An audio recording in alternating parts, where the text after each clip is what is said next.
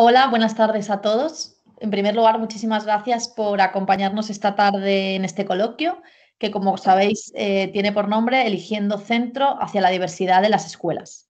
Entonces, bueno, antes de pasar a presentar a los ponentes, me gustaría un poco introducir este debate que está organizado por la ONG Save the Children. Y bueno, el tema central de este debate es la elección de centro por parte de las familias, ¿no? O sea, ¿qué sucede cuando pues llega ese momento de la matriculación de un niño, comienzan las jornadas de puertas abiertas y qué fenómeno se está produciendo en España desde hace ya, yo creo, diría, pues seguro más de 10 años, yo diría incluso más de 15, los expertos nos situarán más sobre el terreno, pero es un fenómeno que está cambiando mucho en España, ¿no? Y son esas dinámicas de elección de centro en las que muchas veces las familias pierden de vista o, mejor dicho, las administraciones no informan lo suficientemente bien a las familias de la importancia de la diversidad, o sea, de que sus hijos acudan a clase con niños de otros contextos socioeconómicos, de otras religiones, de otras culturas, ¿no? O sea, que se produzca una diversidad suficientemente importante en el aula como para que la educación de esos niños se produzca de una manera mucho más rica, ¿no? O sea, hoy, esta tarde vamos a hablar qué factores afectan a esta elección que hacen las familias y si esa decisión debería estar más informada y no hacerse de una forma a veces tan inconsciente, ¿no? Bueno, pues, ¿por qué a veces no eliges el centro público que está más cerca de tu casa, sino que decides cruzarte la ciudad entera porque el colegio que está al lado de tu casa, por las características que tiene, pues desde fuera te puede parecer que hay demasiado alumno inmigrante o un perfil de estudiantes que igual tú crees que no encaja con el perfil de tu hijo, ¿no? Entonces hay gente pues, que se cruza la ciudad entera para matricular a su hijo en otro centro educativo. Entonces, bueno, que nos gustaría tratar un poco desde el punto de vista positivo y desde el punto de vista constructivo por qué es importante que las familias tengan en cuenta la importancia de esa diversidad a la hora de matricular a su hijo en un determinado colegio. Hay algunos factores que ahora mismo ya se están registrando en muchos centros y es que hay familias de clase media o de determinadas culturas que están matriculando a sus hijos, o sea, todas esas familias están matriculando a sus hijos en los mismos coles. Entonces, la diversidad cada vez es más reducida. Aquí, por ejemplo, sobre este tema, pues hay comunidades autónomas como Cataluña, que la administración está mucho más metida en políticas activas para tratar de frenar esta selección que hacen algunas familias y que acaba creando pues escuelas con una concentración de un determinado alumno muy elevada y hay administraciones como la catalana que ya están poniendo en marcha herramientas para frenar esto y que al final pues que en cada colegio público haya una representación lo suficientemente heterogénea de la sociedad y que aunque es una palabra que no gusta, que es una palabra que normalmente no suele gustar usar, pero es lo que llamamos un colegio gueto, ¿no? Cuando más del 50% del alumnado que se concentra en una determinada escuela pues tiene un determinado perfil socioeconómico, ¿no? Que normalmente es familias con bajos ingresos. Cuando más del 50% se concentran en un determinado centro, eso ya se puede llamar colegio gueto. Entonces, bueno, hoy vamos a tratar, como decía, desde el punto de vista constructivo, por qué es importante que haya un perfil diverso de alumnos en una misma aula, ¿no? Por beneficios desde el punto de vista del aprendizaje, desde el punto de vista del trabajo en equipo, desde el punto de vista de los valores que va a tener ese niño en el futuro cuando intente salir al mercado laboral y tener un trabajo, ¿no? O sea, son como una serie de valores que van a estar a lo largo de su vida presentes y que esos valores está demostrado por la literatura científica que se adquieren de una manera mucho más coherente o mucho más uniforme cuando en un aula podemos encontrar perfiles diferentes. Entonces, antes de pasar a la parte de las preguntas, me gustaría presentar a los expertos que nos acompañan y educadores que nos acompañan hoy. En primer lugar, me gustaría presentar a María José Morilla. Ella es madre de una de las alumnas de la Escola Ponent en Granollers y pertenece esta escuela al Col·lectiu d'Escoles contra la Segregació de Cataluña. Luego tenemos a Luiso Cervellera, que es director gerente de Escuela 2, que es una escuela cooperativa de la Comunidad Valenciana y es miembro de la Unión de Cooperatives de Enseñament Valencianes. Y por último, también estará con nosotros Álvaro Ferrer, que es especialista en equidad educativa de la ONG Save the Children.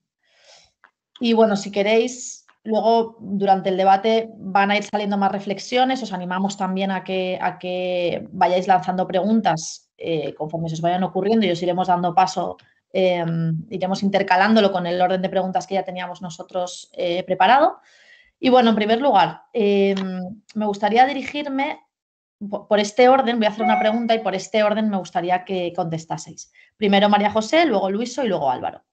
La pregunta es, ¿por qué creéis que es importante la elección de centro? Y,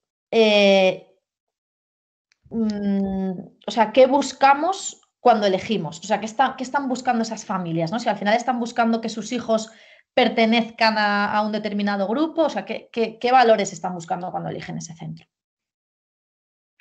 Hola, buenas tardes. Agradecer a Save the Children que organice este coloquio, porque sí que es verdad que cuando hablamos de segregación siempre resaltamos el aspecto negativo, pero bueno, creo que hay que darle un poco la vuelta al tema de la segregación y también pues dar a ver el valor positivo que tiene escolarizar a tus hijos en un centro diverso. Y bueno, mi aportación va a ser en ese sentido porque yo soy madre de un niño y una niña que están escolarizados en centros que si pasas por la puerta podrías decir que son como centros gueto, ¿no? Porque hay una gran proporción de población inmigrante en los centros donde están escolarizados. En cuanto a la pregunta que lanza Ana, ¿por qué es importante la elección de centro y qué buscamos cuando elegimos, ¿no? Bueno, yo aquí tengo que discrepar un poco. Para mí lo que es creo que tenemos que desmitificar un poco lo que es la elección de centro, ¿sí? Porque cuando las familias están con niños en edad preescolar, con 2 años, y tienen que escoger centro, la verdad es que el estrés es brutal. El estrés que sufren las familias. Porque la imagen que nos transmiten es que, bueno, que hay tanta competitividad y tanta competencia entre centros que tienes que buscar siempre lo mejor para tu hijo, pero realmente, ¿qué es lo mejor para nuestros hijos? ¿Cuál es el mejor centro? Pues yo realmente no lo sé, porque yo no creo que exista el mejor centro, sino que todos los centros, pues afortunadamente, la mayoría de los centros, pues más o menos funcionan, a menos la experiencia que os puedo transmitir yo desde Cataluña, porque yo tengo mis hijos escolarizados en un centro de Cataluña. En primer lugar, eso, ¿no? Pues desmitificar un poco el proceso de elección de centro, que no nos preocupemos tanto. Los profesionales que están en las escuelas lo hacen más o menos bien, que es gente que lo hace por vocación, que son entusiastas de la educación y que hay que confiar en estos profesionales. Y luego también cuestionarnos qué es una buena o mala escuela, porque muchas veces nos dejamos llevar por las sabidurías y por las conversaciones de parque, que muchas veces una escuela donde hay una concentración muy elevada de alumnado vulnerable socioeconómicamente, pues esa escuela ya la tachamos de la lista simplemente por eso. Y bueno, habría que cuestionarse si es que hay algo más o simplemente es eso, ¿no? También decir que el éxito escolar de nuestros hijos no va a venir determinado solo por el centro, ¿eh?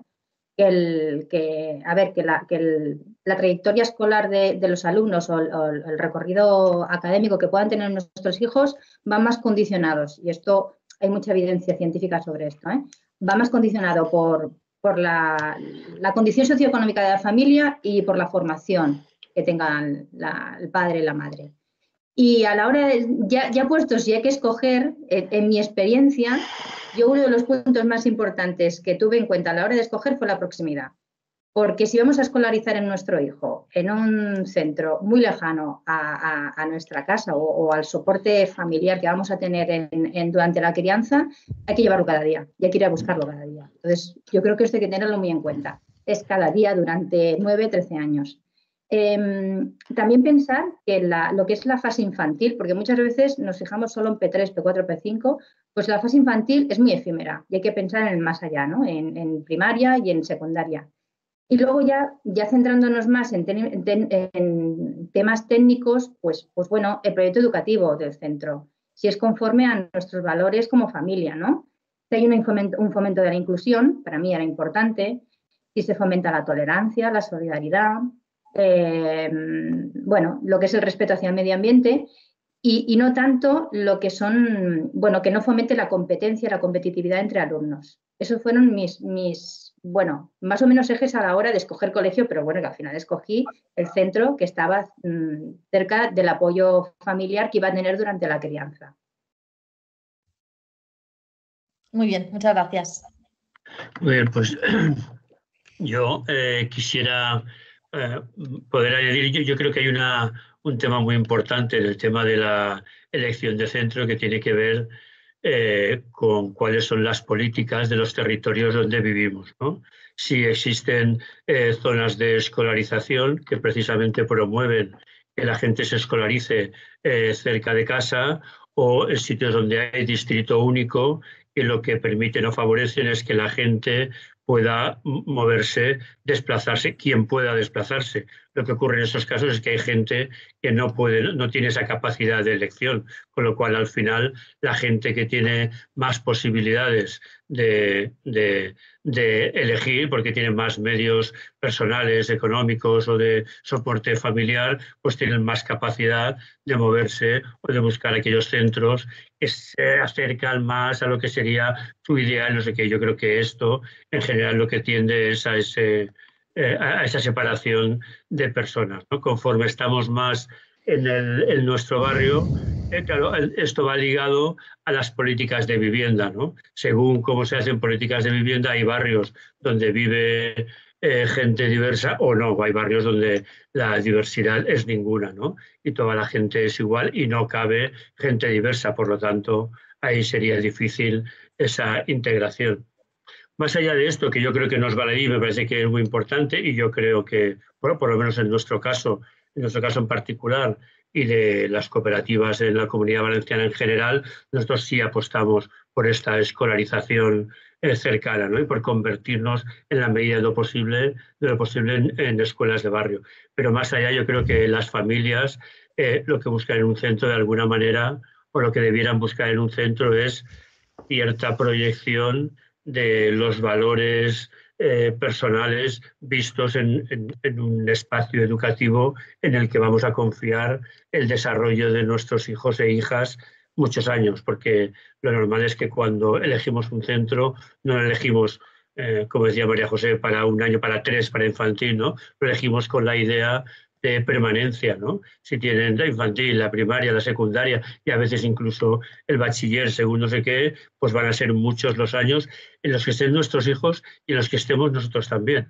Yo creo que es muy importante. A veces cuando elegimos nos dejamos llevar o se dejan llevar por muchas cosas. No hay, a veces uno no visualiza el currículum oculto, ¿no? Gente a veces que tiene un pensamiento laico de la vida, pero a lo mejor luego escoge una escuela religiosa no, porque lo hacen muy bien, porque siempre han sido no sé qué, pero no hay una valoración del trasfondo de educación que pueda tener ese centro. Y no lo quiero, o sea, no lo planteo como algo peyorativo, sino como algo significativo, algo que no se ve a primera vista, pero hay que tenerlo en cuenta porque creo que luego esto va haciendo tiene un impacto, ¿no? Los valores explícitos y los ocultos, ¿no? Creo que es muy importante que la gente ponga esto en valor. Bueno, buenas tardes. Estoy bastante de acuerdo con las reflexiones que hacían tanto María José como Luiso. María José decía una cosa que yo creo que es importante llamar la atención, ¿no? Y es lo difícil que se vuelve este momento para las familias, ¿no? Es decir, hasta qué punto hemos colocado una presión enorme sobre las familias. Obviamente es un espacio donde van a pasar mucho tiempo tus hijos e hijas y efectivamente me parece muy bueno el punto que hacía Luis, y además es un espacio, vas a entrar a formar parte, sobre todo si ese centro lo hace bien, de una comunidad de la que las familias forman parte. Por tanto, obviamente es una decisión importante, pero es verdad también que aunque las desigualdades entre centros existen, en general estamos en un sistema educativo que ofrece bastante calidad, ¿no? es verdad que no podemos ignorar que hay diferencias y que hay desigualdades. Y es verdad que en algunos casos pues no todos los centros tienen los mismos recursos y es verdad que eso puede ser relevante. Yo creo que, pero sí creo que es importante, no sé si quitarle presión, pero de luego que las familias no sientan, no lo vean como un proceso tan tortuoso, ¿no? Y que sobre todo porque además ese proceso también acaba generando desigualdades, porque si depende mucho de la capacidad del tiempo, de la capacidad que puedes dedicarle a este proceso y si lo haces muy sola, y eso yo creo que es algo que, por ejemplo, a la vez que lanzamos este webinar hemos sacado una guía, porque una de las cosas que sentimos es que las familias están muy solas en ese proceso, ¿no? Y necesitamos acompañar a la familia, precisamente aquellas que están más perdidas, que acaban de llegar a la ciudad o que nunca se han enfrentado a un proceso así, no necesariamente que seas extranjero, sino simplemente que acabas que no tienes otros hijos y es la primera vez que te enfrentan, ¿no? Necesitamos acompañar mucho más a la familia, yo creo que es un primer elemento, ¿no? Y otro es que creo que también lo decía María José y además lo dice también la investigación, es decir, ¿con qué criterios suelen elegir normalmente las familias? La proximidad, el proyecto educativo, pero hay un elemento que sobre todo, y de hecho si pensamos en nuestras cabezas aparece, que juega como un factor de descarte y es la reputación que nuestro entorno nos dice que el colegio tiene, ¿no? Y yo creo que esto es una reflexión también interesante hacernos, ¿no? Que además lo que solemos decir es el proyecto educativo, pero lo que cuando somos honestos y la investigación se ve, pesa mucho el qué me han dicho que ese centro es. Entonces, una primera reflexión, interesante que me parece que tenemos que hacernos es que, como en muchos otros ámbitos, no necesariamente la reputación refleja la realidad, ¿no? Y que creo que ahí los prejuicios probablemente en los procesos de elección están jugando mucho es decir, están limitándonos en cierta manera y esto uno lo puede pensar en otros ámbitos de la vida, es decir, prejuzgar a las personas a veces nos hace que nos llevemos a equivocación, el prejuicio es un mecanismo que nos protege, pero a veces también hace que nos equivoquemos y entonces yo creo que en el caso de los centros educativos y los procesos de elección probablemente necesitamos quitarnos los prejuicios y abrirnos más y no dejarnos guiar, que no pese tanto eso que oímos, que nos han dicho de que un centro es bueno o malo y probablemente abrirnos a conocerlo, a visitarlos y hacer preguntas, ¿no? De todo este tipo de cosas, más allá de esa reputación que a menudo suele estar vinculada mucho a, pues eso, si tiene buenos resultados, o sea, elementos muy limitados y luego los elementos que a cada persona, a cada padre, a cada madre nos pueden importar pueden ser también distintos. Entonces, abrir un poco la mente creo que es una cosa que necesitamos en este proceso. Muy bien, muchas gracias, Álvaro.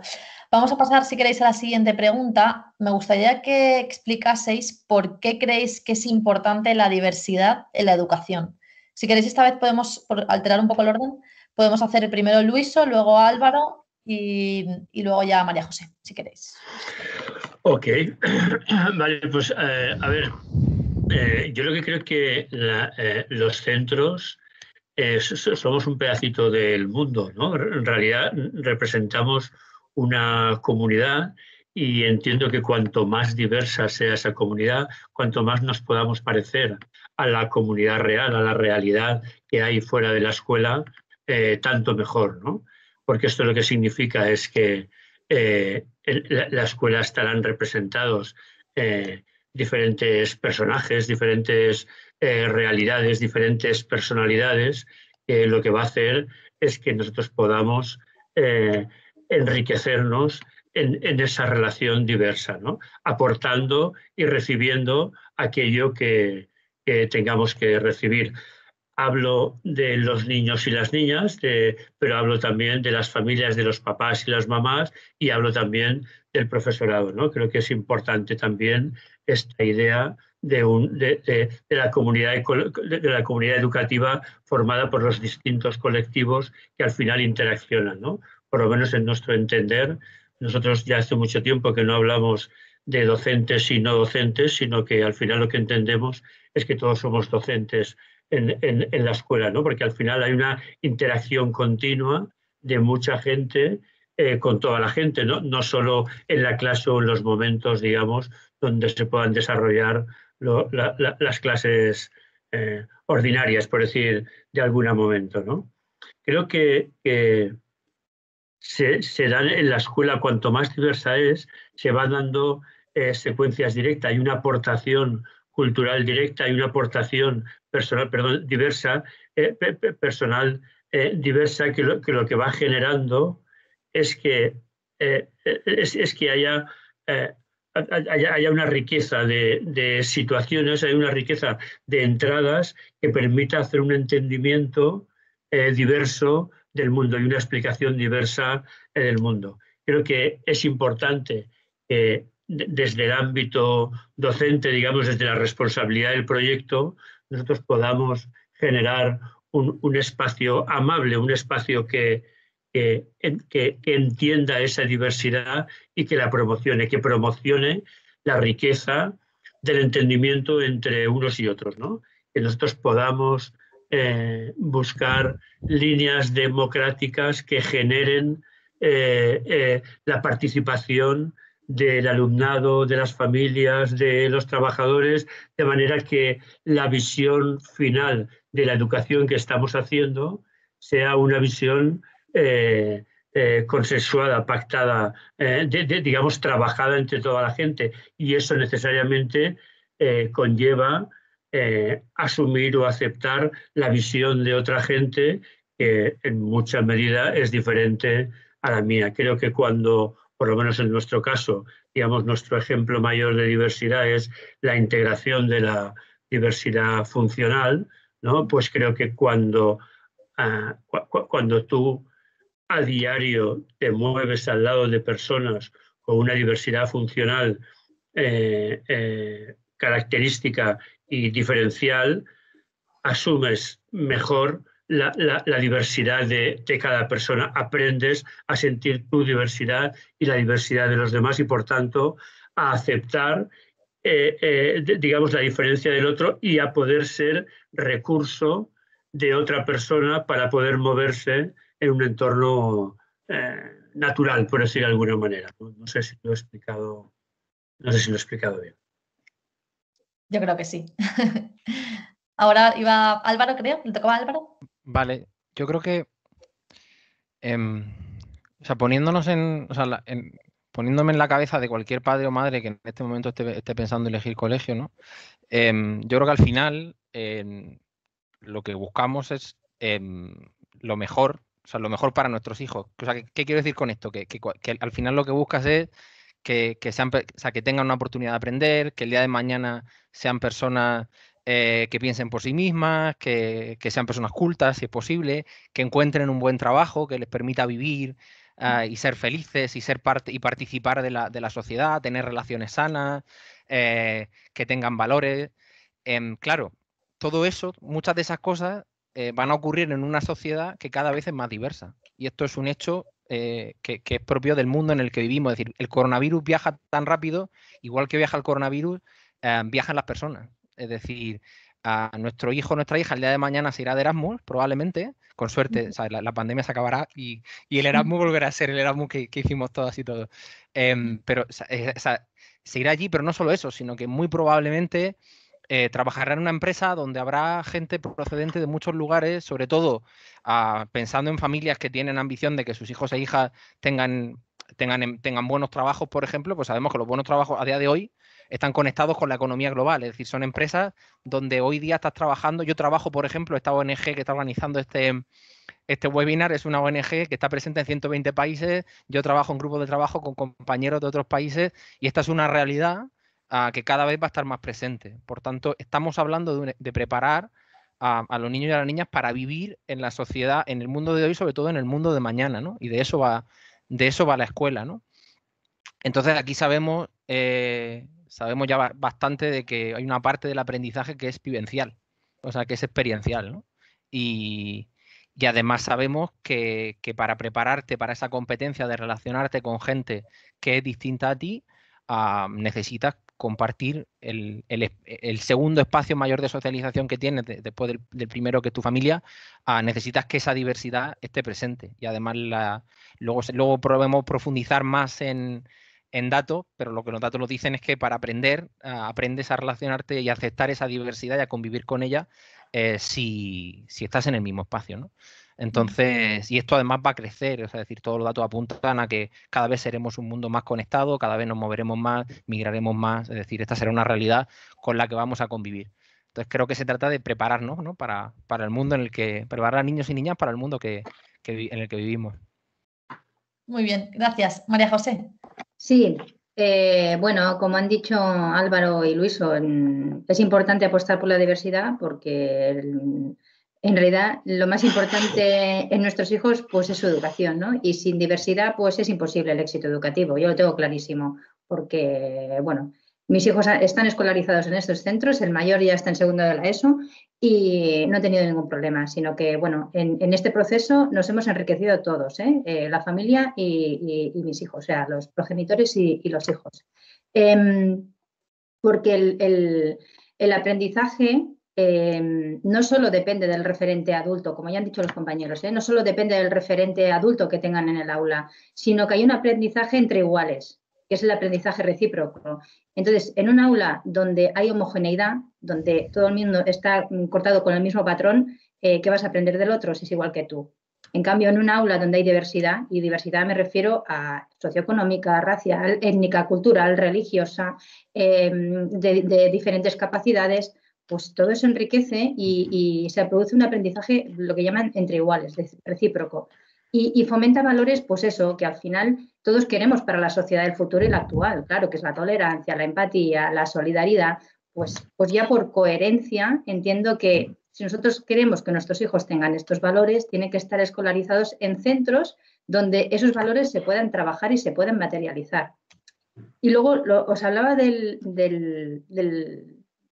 aprendizaje entre iguales. A lo mejor queda como muy abstracto, ¿no? Pero os pongo un ejemplo muy sencillo.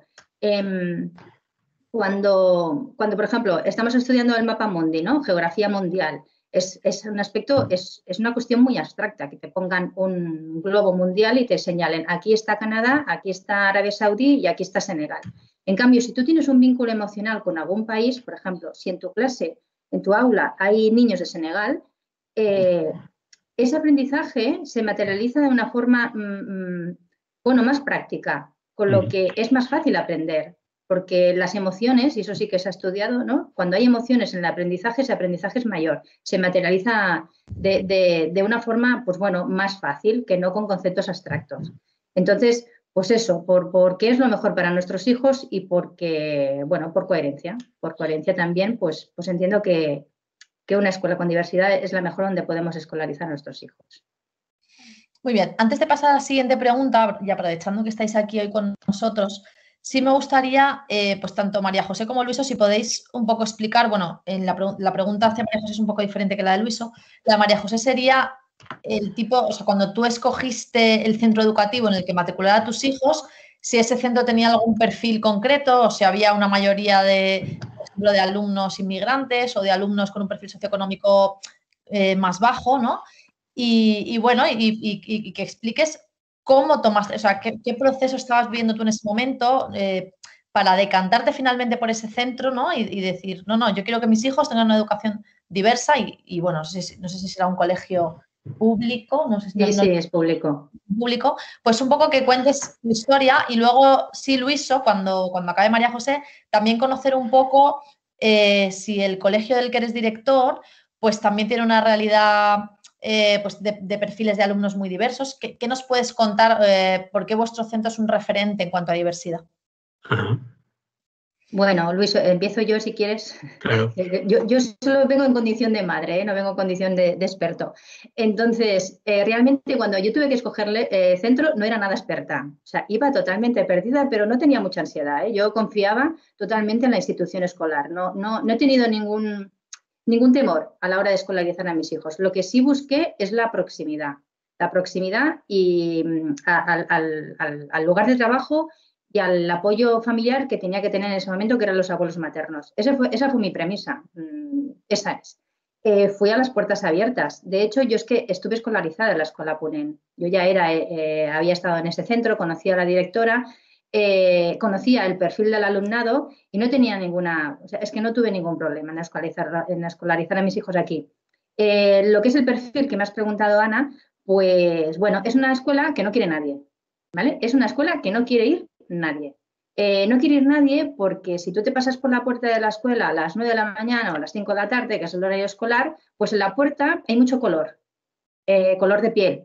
Hay muchas personas negras, hay personas de origen marroquí, senegalés, latinoamericanos. O sea, hay una población, hay una concentración muy elevada de población que han padecido un proceso migratorio. Los padres, porque los hijos han nacido en Cataluña, los hijos son catalanes, españoles.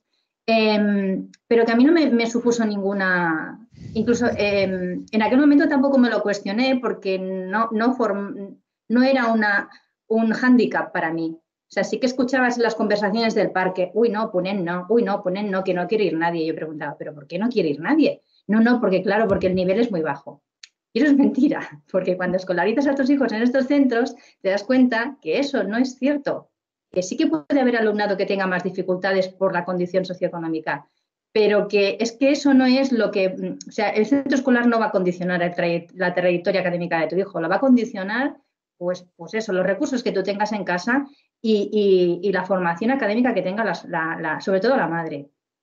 Y cuando llegas a estos centros, pues encuentras también mucha diversidad. Sí que es verdad que hay un perfil socioeconómico muy bajo, que son familias realmente muy vulnerables, que con historias de desahucios, no familias desestructuradas, sino familias que padecen mucho para llegar a final de mes y con muchas becas comedor que tenemos, mucho alumnado con beca comedor.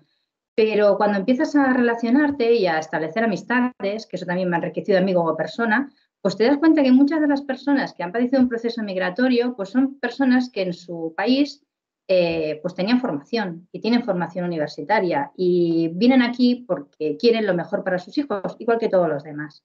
Entonces, pues compartes también un fin que es ese, la educación de nuestros hijos, ¿no? Y en un entorno diverso, pues digo, mis hijos han salido, yo creo que han ganado más de lo que ellos han podido aportar a este centro. Igual que yo, he ganado mucho más de lo que yo he podido aportar al centro. Gracias. Bueno, nuestra realidad es bien diferente. Nosotros estamos en una zona residencial, digamos cercana a Valencia, a unos 10 kilómetros de Valencia, y por tanto el entorno que tenemos pues es un entorno, digamos, pudiente.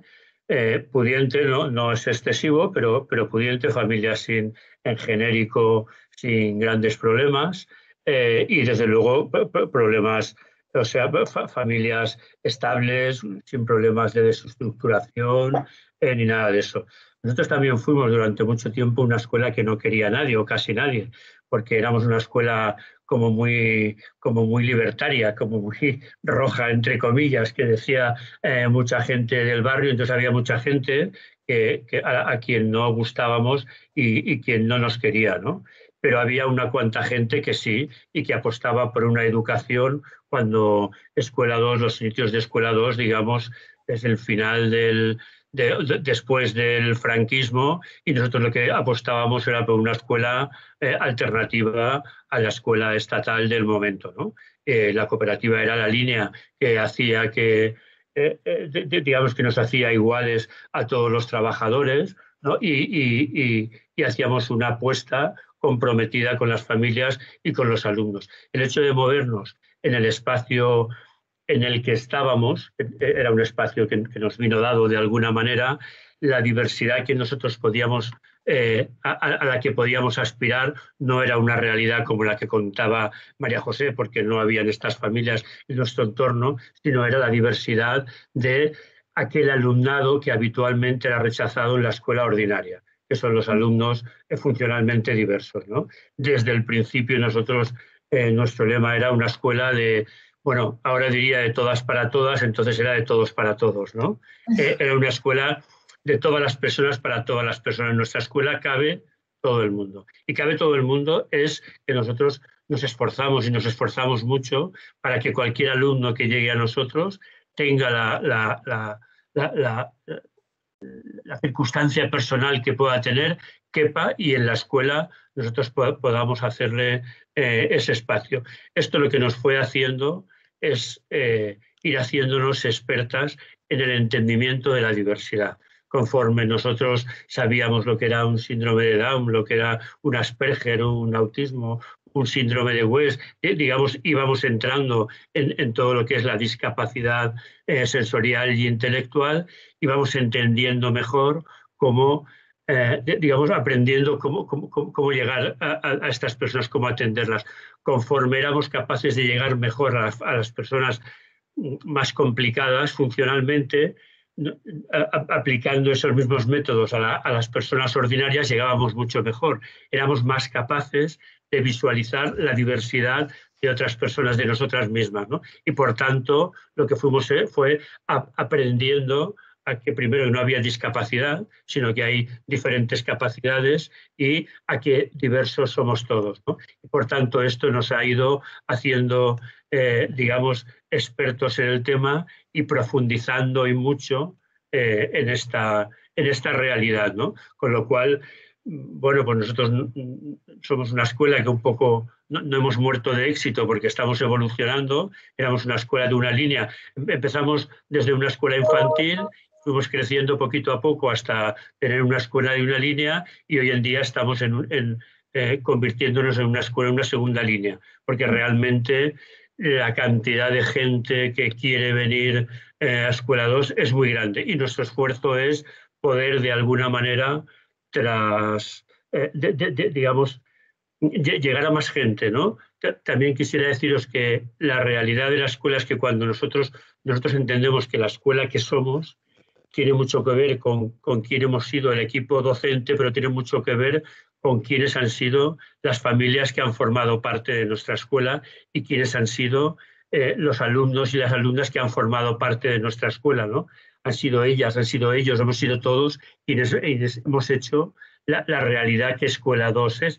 Si hubiera habido otra gente, pues no sé, Escuela 2 no sé si sería lo que es hoy, pero somos lo que somos gracias por lo que hemos ido viviendo, ¿no? Y eso nos ha ido dando este bagaje, digamos, para nosotros lo normal, no sé, en la discusión que en este momento hay en el desarrollo de la LOMLOE por el tema de la desaparición de la educación especial, nosotros estamos aquí, nosotros estamos en la línea de que todos los centros somos centros no de educación especial, debemos ser centros especiales de educación, debemos ser centros que asumamos toda la diversidad, ¿no? Con esto no quiero hacer un ataque a los centros de educación especial como tal, sino lo que quiero hacer es una defensa de la integración de cualquier persona en centros ordinarios con aquellos recursos que se requiera para poder no simplemente tener a los alumnos en el centro, sino atender las necesidades que realmente tienen, ¿no?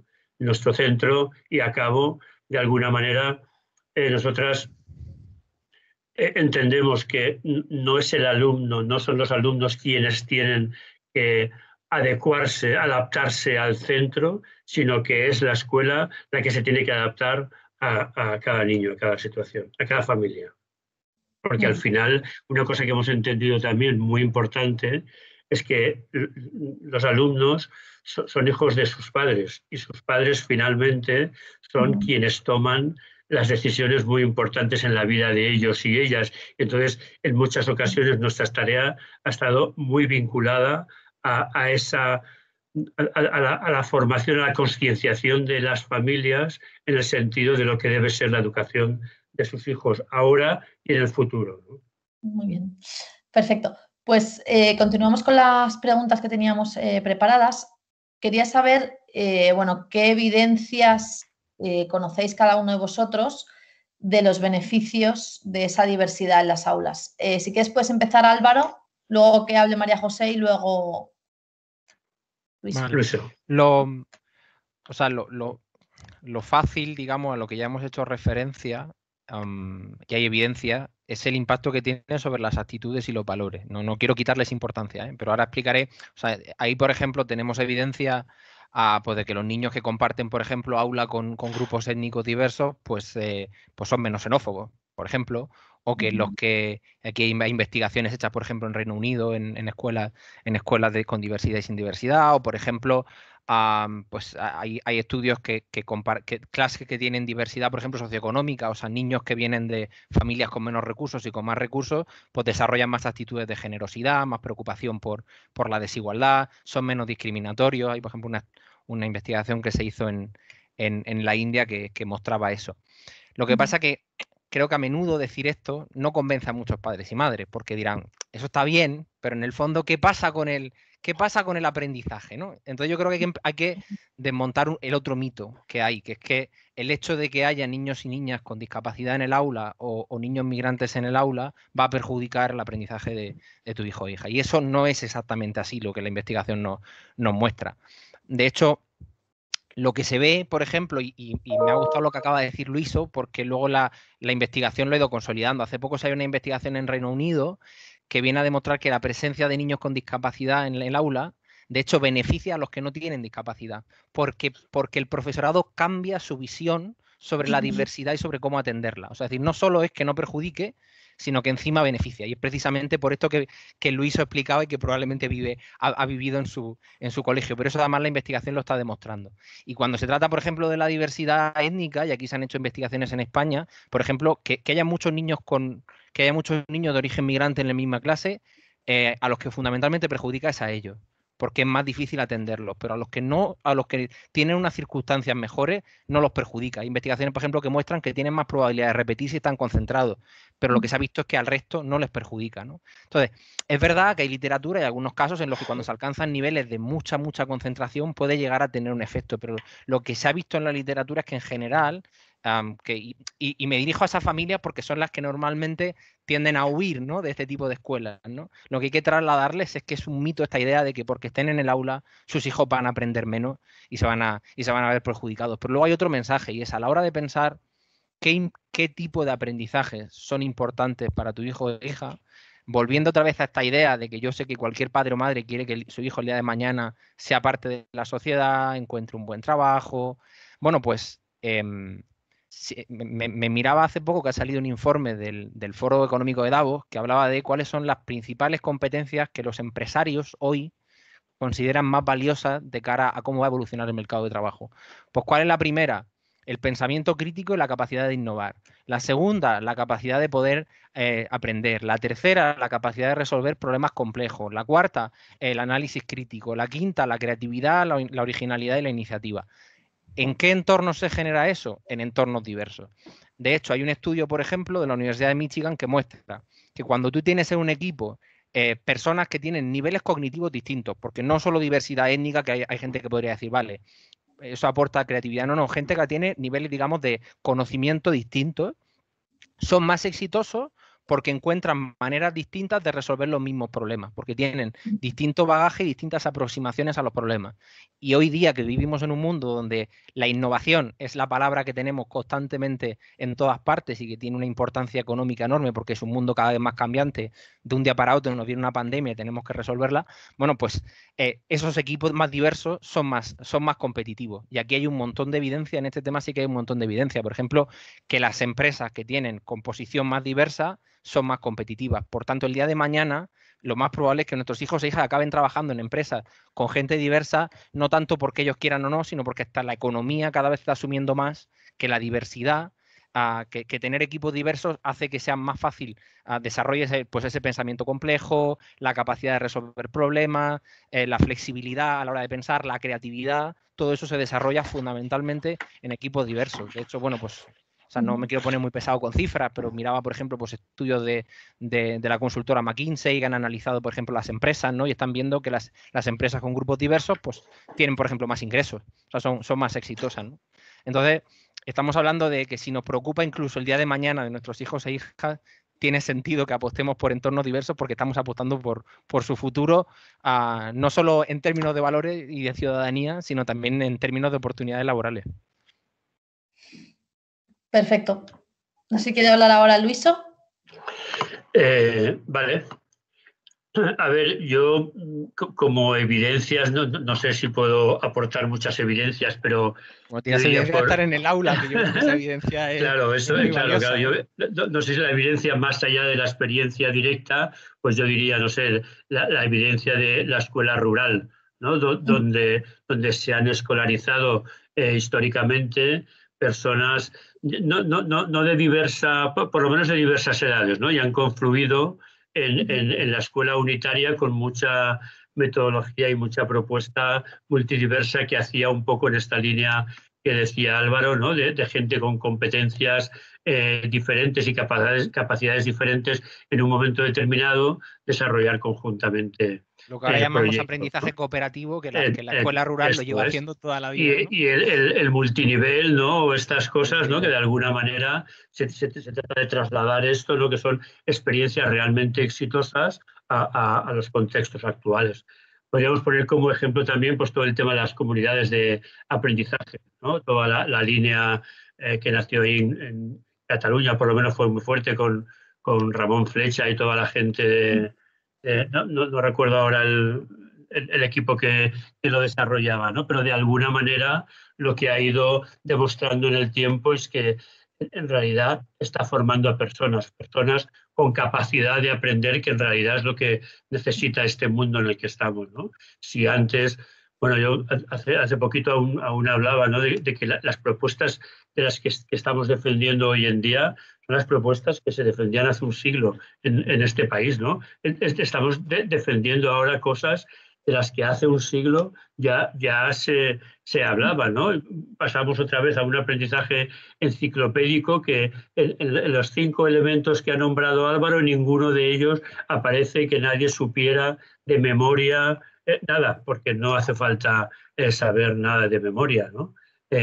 Realmente lo que necesitamos es tener son estrategias y capacidades de poder llegar al conocimiento, de poder aplicarlo, de poder compartirlo, de poder consensuar con gente. Y para eso lo que tenemos es que entrenar estas habilidades y potenciar estas posibilidades, ¿no? Yo creo que hay que impulsar, pues no sé, los agrupamientos flexibles, ¿no? Conforme o sea, una evidencia y que funciona es que conforme acercas a los alumnos más entre ellos de diferentes edades, de diferentes capacidades, el nivel de conflictos en la escuela se reduce de una manera brutal, ¿no? En nuestra escuela lo hacemos y me consta que en muchas escuelas también tenemos un proyecto, bueno, pues de los duados o en algunos sitios los llaman esfillols o los ahijados, ¿no? De relación de alumnos grandes con alumnos pequeños, ¿no? De gente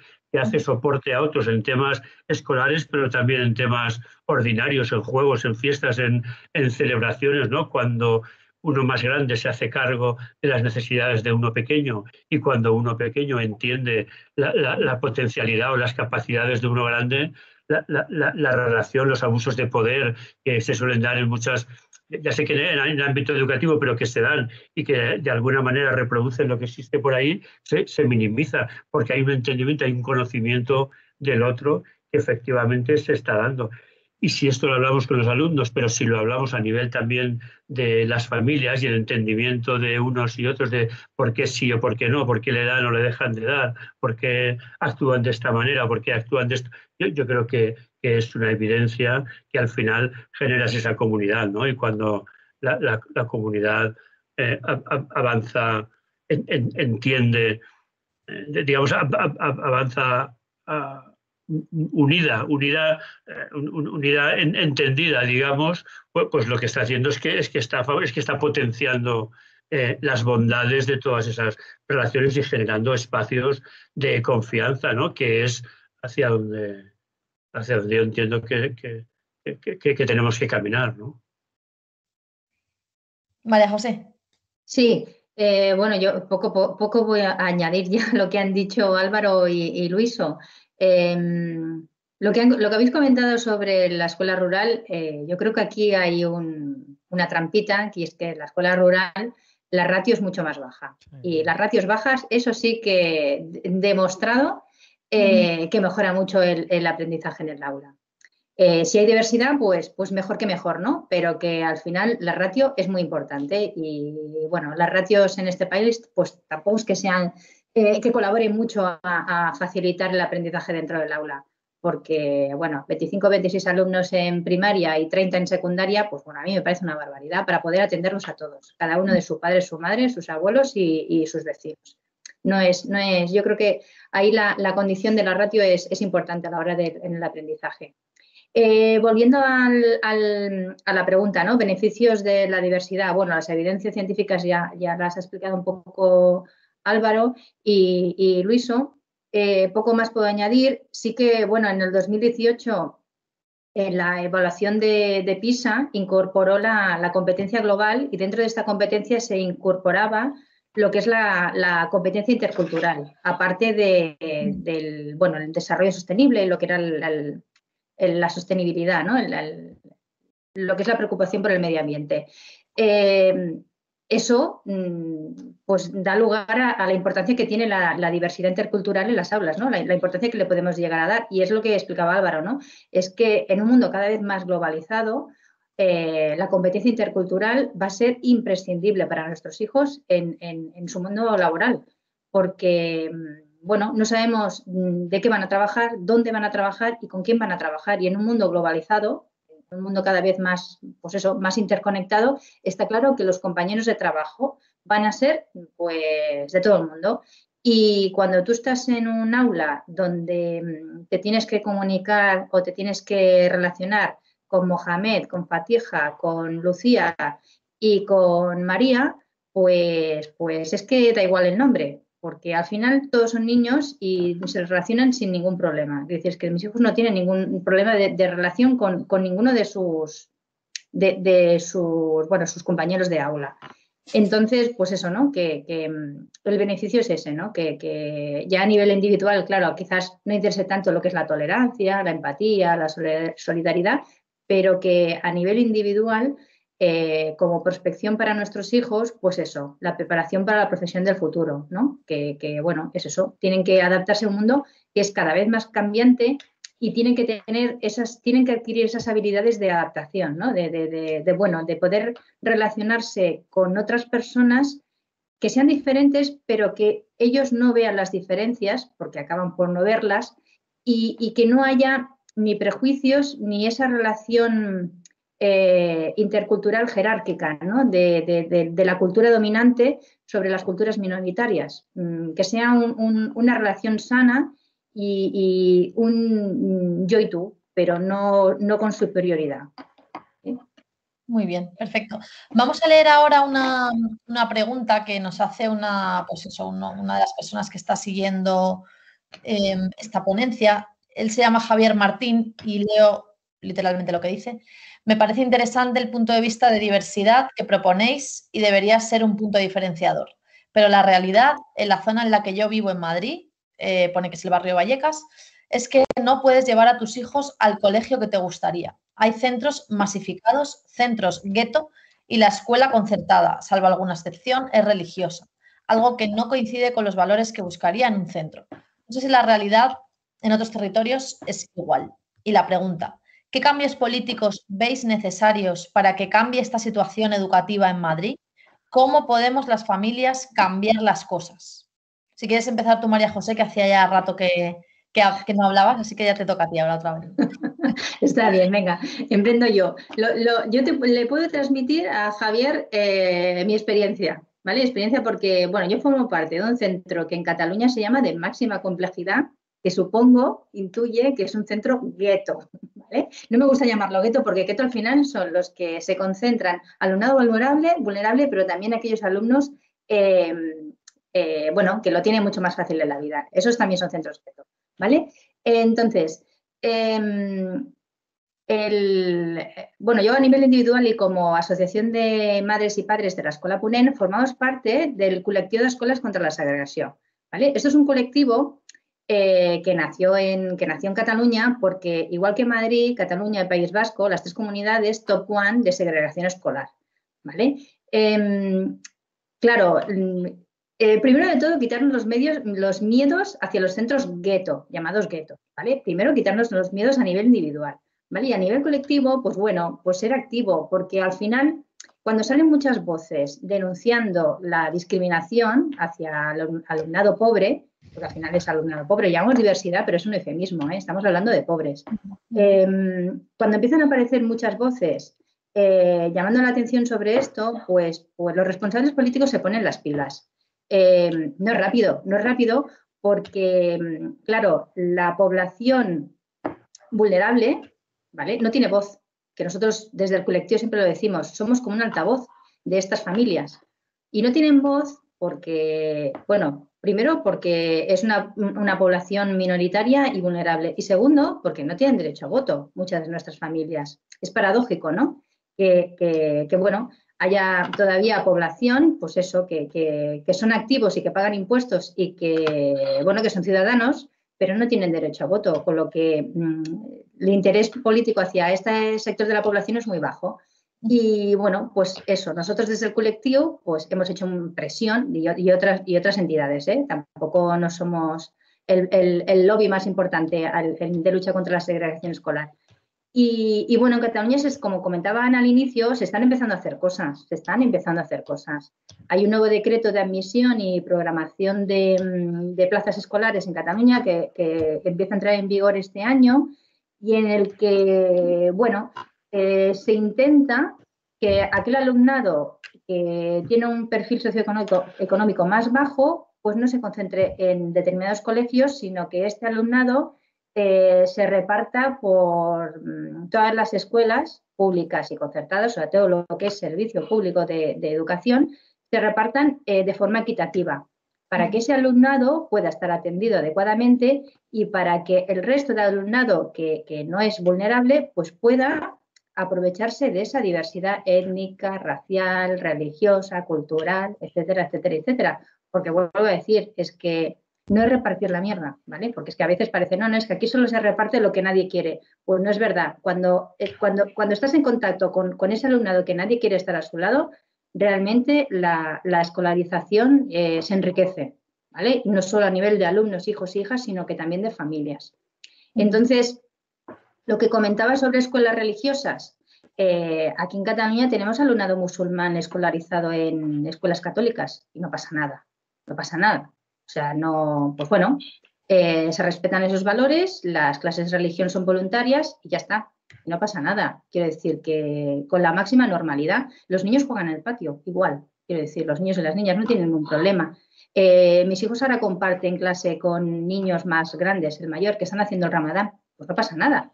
Es que no pasa nada. Quiero decir que, bueno, yo preferiría que las escuelas no tuvieran condición religiosa, sí, pero bueno, lo marca la Constitución y eso, pues hay que hacer presión también para que se cambie, pero que se convive y bueno, en principio, pues con la máxima normalidad y tolerancia hacia toda la condición religiosa del resto de alumnado.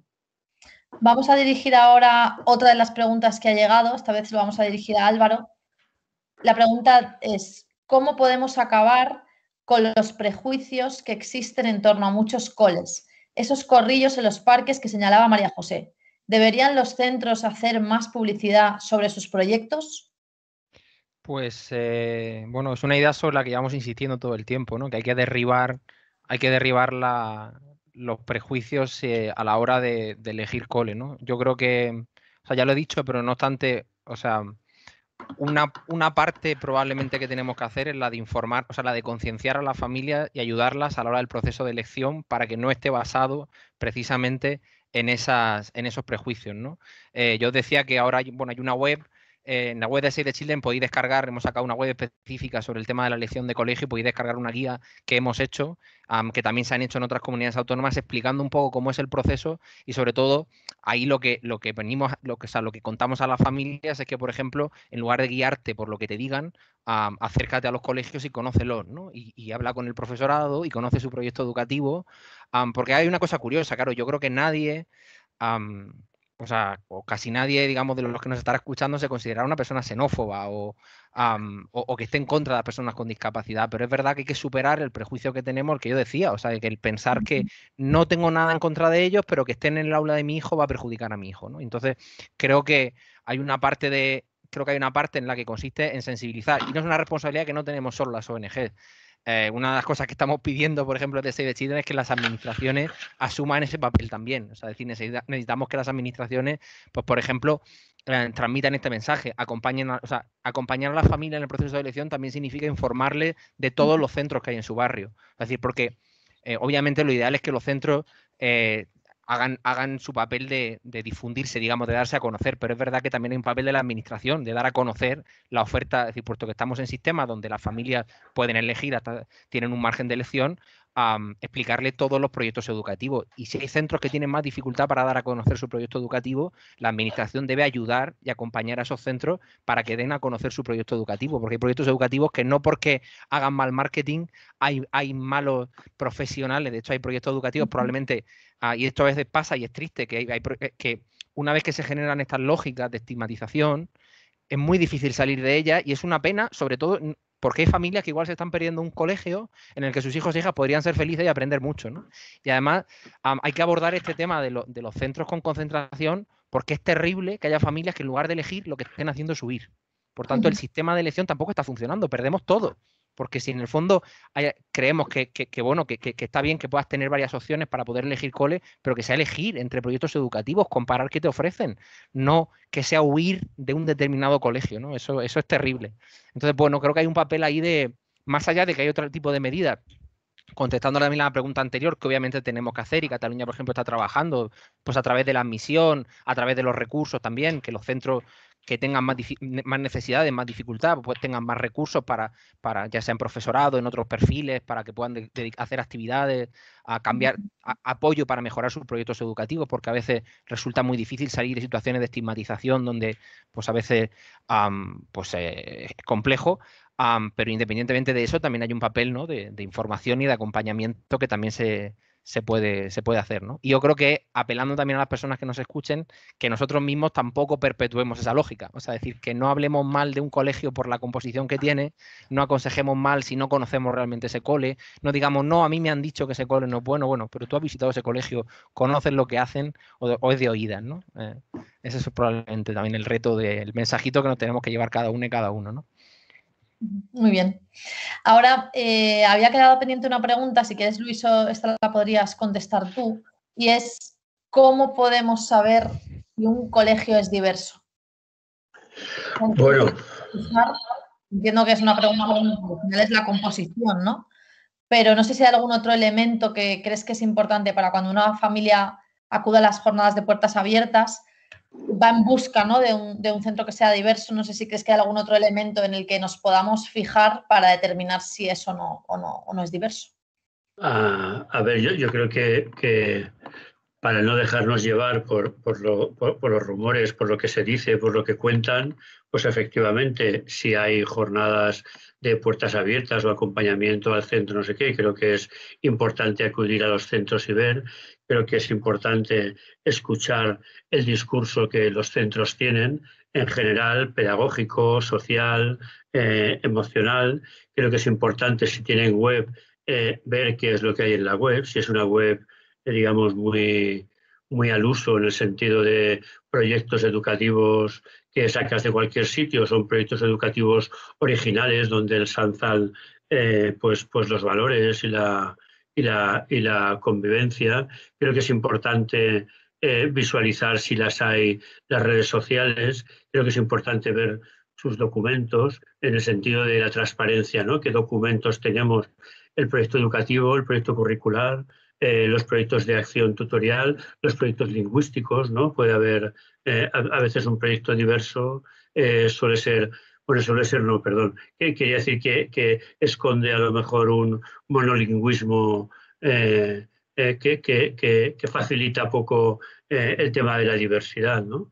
El tema de la laicidad para mí es un tema importante. Bueno, a lo mejor hay quien sí tiene una línea, digamos, religiosa que quiere no sé qué, pues a lo mejor también es importante, ¿no? La relación con el entorno, qué es lo que ese centro, la relación que tiene con su entorno y cuál es la relación que el entorno tiene con ese centro. Creo que es importante conocer cuáles son las estrategias metodológicas que un centro puede tener y conocerlas porque lo dicen o porque lo ponen o porque hay proyectos contados en sus documentos o en su página web, ¿no? Si hay aprendizaje servicio, si hay agrupaciones interniveles, si las agrupaciones son flexibles, si hay grupos heterogéneos, si cómo es la evaluación, si se plantea la evaluación del alumnado en términos normativos y simplemente evaluación de aprendizajes, o estamos hablando, tenemos un discurso pedagógico diferente, ¿no? Si se dirige a las familias, si hay una participación real de las familias, si hay experiencias. Yo creo que, bueno, yo creo que a la lectura de una web puede sacar muchas cosas. A lo mejor cualquiera no saca de la lectura de una web, digamos, no se hace realmente esta idea. Quizás hay quien pueda saber qué elementos mirar para que transmiten esta idea, que a lo mejor uno no sabe entresacarlos, pero creo que está por ahí, ¿no? Si miramos la superficie, si miramos las instalaciones, bueno, pues puede ser una cosa, pero creo que es muy importante mirar hacia adentro, escarbar un poco, escudriñar realmente cómo, qué se hace detrás de lo que se dice que se hace de verdad. El tema de los servicios entiendo que es importante, ¿no? Si se abre, si hay una escuela matinera, si tienes posibilidad de dejar al niño antes o después, si tienes necesidades, si hay servicios extraescolares, si hay comedor, si hay facilidades para el tema de los pagos, para acceder a subvenciones, que creo que ver todas el nivel de apoyo que el propio centro da a las familias, a los alumnos, a las necesidades diversas que cada uno pueda tener, ¿no? Creo que está por ahí por donde podríamos valorar realmente si hay un trabajo real sobre la diversidad. Me toca hacer marketing otra vez. Gran parte de las cosas que acaba de decir Luiso están en la guía que lanzamos ahora y que está en nuestra web, con consejos de efectivamente todo ese tipo de criterios que los tienen también por escrito para que las familias puedan luego recurrir a ellos. Muy bien. Pues a ver, no sé si alguna persona de las que nos está siguiendo se anima a hacer una última pregunta. Mientras tanto, bueno, no sé si queréis dar, pues eso, un último mensaje, tanto Álvaro como María José como Luis, no sé si queréis lanzar un último mensaje, una última reflexión y ya, bueno, ya nos despediríamos. Bueno, en relación a la última pregunta que has pasado, Ana, de Twitch, ¿deberían los centros hacer más publicidad sobre sus proyectos? El problema es que vuelve a haber mucha desigualdad sobre esto, mucha desigualdad sobre la publicidad, la posibilidad de publicidad, ¿no? Y entras en una dinámica de competencia entre centros que yo bueno, estoy totalmente en contra. Nosotros desde la Escuela Ponent, cuando hacemos jornadas de puertas abiertas, sí que nos esforzamos tanto alumnos como familias, como el equipo docente y los profesionales que tenemos en la escuela, que son muchos porque tenemos integradores, psicopedagogos, educadores sociales, tenemos, bueno, una variedad de profesionales. Hacemos un gran esfuerzo y ponemos mucha ilusión en mostrar nuestro centro, que a nosotros nos encanta. Pues a las puertas abiertas prácticamente no viene nadie, porque es eso, es una escuela que en el parque pues se habla mal de ella y ya no hay la opción de conocerla. En las familias ni siquiera la tienen en la lista de posibilidad de conocerla. Entonces, lo que comentaba Álvaro, hace falta políticas activas de equilibrar, ¿no? de equidad sobre estos centros escolares ya descartados, porque las familias lo que hacen no es escoger centros, sino lo que hacen es descartar determinados centros y se lo pierden, porque muchas veces estos centros, como comentaba Álvaro, es el mejor centro para tu hijo por proximidad, por proyecto, por diversidad, por un montón de cuestiones que es eso, nos preocupamos mucho por el perfil que encontramos en la puerta, pero que eso nos determina a la hora de escoger y que de verdad que eso no es un hándicap, sino que más bien es una riqueza, ¿no? Y para ver si en un centro hay diversidad, desde mi punto de vista como madre, simplemente vete a la hora del patio y mira cómo juegan los niños en el cole. Míralos, cómo juegan en el patio. Juegan entre ellos sin ningún problema, hacen juegos colaborativos, cambian los papeles, las funciones, o cómo hacen gimnasia, educación física. No tienen ningún problema los críos, de verdad que no tienen ningún problema. No, si hay conflictos se resuelven. Es que la escuela también es para eso, para aprender a resolver conflictos. Entonces, como reflexión última, ¿no? La mejor escuela, pues bueno, la mejor escuela es aquella donde haya la suficiente, donde se aprenda a adquirir conocimientos, pero también se aprenda a ser, a estar y a convivir, ¿vale? Porque es importante para nuestros hijos no solo adquirir conocimientos, sino saber estar, aprender a ser un ciudadano y aprender a convivir con lo que percibimos como diferente. Muy bien, muchas gracias, María José. Pues a ver... Es que acabo de hablar, no sé si Luis quiere... Bueno, yo en relación a algo que ha salido antes, es decir, de qué se puede hacer en Madrid, cómo podemos influir en que las escuelas cambien, yo creo que al final es influir políticamente en aquellas personas que van a tener capacidad de modificar las leyes y hacer leyes más avanzadas para un sistema educativo diferente. Yo creo que nuestro sistema educativo tiene que avanzar y es muy importante mirar cuál es el entramado legal que lo sostiene, ¿no? Antes hablaba María José del tema de la admisión del alumnado en Cataluña, no sé qué tal, pues y yo en algún momento he comentado el tema de las políticas de vivienda y de distribución de la población, no sé qué, pues creo que todas esas políticas son las que luego influyen en la realidad de los centros y en las posibilidades. Entonces, con esto lo que quiero decir es que cuando quienes sí podemos ejercer el voto político votamos a según qué opción, pues estamos votando a según qué opciones futuras de legislaciones posibles, ¿no? Y yo creo que hay que cambiar, hay que evolucionar y hay que buscar que por ahí las cosas también puedan cambiar, ¿no? Sí. Hay que hacer un esfuerzo en ese sentido, ¿no? Y hacer la reflexión. Nosotros que como cooperativas en muchas sentimos, como os decía antes, que somos educación pública, porque no somos escuelas estatales, pero sí somos un servicio público, y siempre lo que hemos dicho es que según quien gobierne, ese que gobierna es el titular de la escuela estatal. Y no es lo mismo tener un titular que tener un otro. Al final el titular de la escuela es el que decide muchas cosas sobre la escuela. Pues creo que es muy importante esa reflexión, llevarla a aquellos momentos en los que tú puedes decir algo más que lo que dices cada día, ¿no? Donde puede ser significativo ese voto tuyo o esa opción. Yo, así como reflexión final, decir que creo que al final la manera también en la que estas cosas cambian es cuando cambiamos nuestras maneras de mirarlo, ¿no? Yo no soy, y no voy a ser naif, yo creo que no, jamás pediré, y así lo he dicho muchas veces, jamás pediré a ningún padre ni ninguna madre que tome decisiones incómodas porque creen, nadie va a hacer un ejercicio de colocar a su hijo en una posición incómoda porque cree que esa es la manera de conseguir un cambio social. No sé si me entiendo. Es decir, si hay un padre que se siente mal llevando a su hijo a un centro, no voy a ser yo quien le pida que lo haga, ¿no? Esta cosa de no se puede que haga militancia con esa decisión. Pero sí que creo que hay una parte de mentalidad de por qué miramos así determinados colegios, que eso da lugar a que luego no nos parezca un problema que cada vez nuestras escuelas, nuestros hijos e hijas se relacionen menos con gente que es distinta a ellos, ¿no? ¿Qué pasa para que busquemos estar solo con gente que es como nosotros, ¿no? O que tiene un nivel, un estatus económico, social o cultural alto, ¿no?